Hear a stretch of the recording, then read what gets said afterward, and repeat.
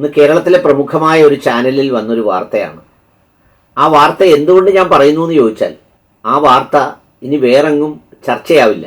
ആ ചാനലിൽ മാത്രം വന്ന് അങ്ങ് അവസാനിക്കും. കാസാക്കൂസന്മാർ മിണ്ടില്ല, വിശകലന വിദഗ്ധർ അനങ്ങില്ല, വെണ്ടയ്ക്ക നിരത്തുന്നവർ വേറൊന്നും അന്വേഷിച്ചു പോകില്ല, മാധ്യമക്കാരും ചാനൽ ചർച്ചക്കാരും ഒന്നും അതൊരു വിഷയമായി എടുക്കുകയുമില്ല. ഒരു അഭിവന്ദ്യ പിതാക്കന്മാരും എങ്ങും ഇരുന്ന് ഒരു അൾത്താരയിൽ നിന്ന് വലിയ പ്രഭാഷണങ്ങൾ നീട്ടി നടത്തില്ല, ശശികലമാരിറങ്ങില്ല, അങ്ങനെയുള്ള ഒന്നും സംഭവിക്കില്ല. അതുകൊണ്ടാണ് ആ വാർത്തയുടെ പ്രാധാന്യം നമ്മൾ തന്നെ പറയണമെന്ന് വിചാരിച്ചത്. വാർത്ത ഇതാണ്: വിവാഹിതയും ഒരു കുട്ടിയുടെ മാതാവുമായ ഫാത്തിമ ഭർത്താവുമായി പിണങ്ങി ദീപുവിനോടൊപ്പമാണ് താമസിച്ചിരുന്നത്. ബാക്കി ഗർഭിണിയായ ഫാത്തിമ എന്തിനിത് ചെയ്തു? നെറ്റിയിൽ ആഴമേറിയ മുറിവ്, ദുരൂഹത. അതായത് ഫാത്തിമ എന്ന് പറയുന്ന ഒരു സ്ത്രീ മരണപ്പെട്ട വാർത്തയാണിത്. ആ വാർത്തയിൽ അവർ താമസിച്ചിരുന്നത് ദീപുവിനോടൊപ്പമാണ്. നെറ്റിയിൽ ആഴത്തിലുള്ള ഒരു മുറിവുണ്ട്. അവരുടെ ഡെഡ് ബോഡിയുടെ അടക്കം ചിത്രമാണ് കൊടുത്തിട്ടുള്ളത്. ഇത് ഒരു വിഷയവും ഉണ്ടാവില്ല, ഇത് വാർത്തയായി മാറില്ല.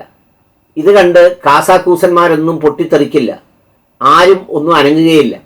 കഴിഞ്ഞ ദിവസം ഏതോ ഒരു സുലൈമാൻ എങ്ങാണ്ട് പോയിരുന്ന് പ്രസംഗിച്ചപ്പോൾ ആരെയും പ്രേമിച്ചോളൂ എന്ന് പറഞ്ഞത് സഭാവിശ്വാസത്തിനും മറ്റുള്ളതിനും എതിരാണ് എന്ന് പറഞ്ഞ് വളരെ ഘോരാഘോരം പറഞ്ഞ് അദ്ദേഹം മാപ്പ് പറഞ്ഞ അവസാനം തടിയൂരി എന്നാണ് കേൾക്കുന്നത്.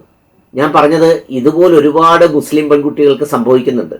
പക്ഷേ ഈ വിശ്വാസത്തിൻ്റെ ആഴവും ആത്മാഭിമാനവും ഒക്കെ ഓർത്തും ഇങ്ങനെ പോകുന്നവളൊക്കെയും ഒരു പോക്കാണെന്ന് കരുതിയും പിന്നെ അത് വാർത്തയാക്കാനോ പ്രസംഗിക്കാനോ പോസ്റ്റാക്കാനോ ഒന്നും ആരും നടക്കുന്നില്ലെന്നുള്ളതേ ഉള്ളൂ.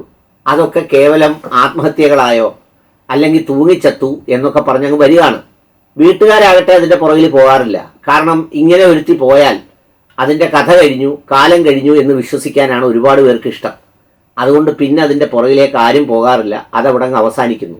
എന്നാൽ മറിച്ച് ഏതെങ്കിലും ഒരു സാമൂഹ്യ വിരുദ്ധനോടൊപ്പം വേറൊരു പെൺകുട്ടി പോയി എന്തെങ്കിലും സംഭവിച്ചാൽ വാഹനാപകടത്തിൽ മരിച്ചാൽ മതി, MDMA പിടിച്ചാൽ മതി, അല്ലെങ്കിൽ രണ്ടുപേരൂടെ ഒരുമിച്ച് തൂങ്ങി മരിച്ചാൽ മതി. യവനൊക്കെ ഏതെല്ലാം അവയവങ്ങളുണ്ടോ അവിടെയെല്ലാം പെരുപ്പ്, തുടിപ്പ്, കിതപ്പ്, പെരുവരിപ്പ് എല്ലാം ഉണ്ടാവും. എന്നിട്ട് നിലവിളിയോടെ നിലവിളിയും ദാ തട്ടിക്കൊണ്ടു പോകുന്നേ എന്ന് പറഞ്ഞ് ബഹളം വെക്കലുമാണ്. അതുകൊണ്ടാണ് ഇതൊന്ന് പറഞ്ഞു പോയത്. കാരണം പിന്നെ ചിലപ്പോൾ അടുത്ത ഒന്നിൽ ബഹളം വരുമ്പോൾ ഇത് പറയാൻ ചിലപ്പോൾ മറന്നുപോകും, വാർത്തയുടെ പ്രാധാന്യവും നഷ്ടപ്പെട്ടു പോകും.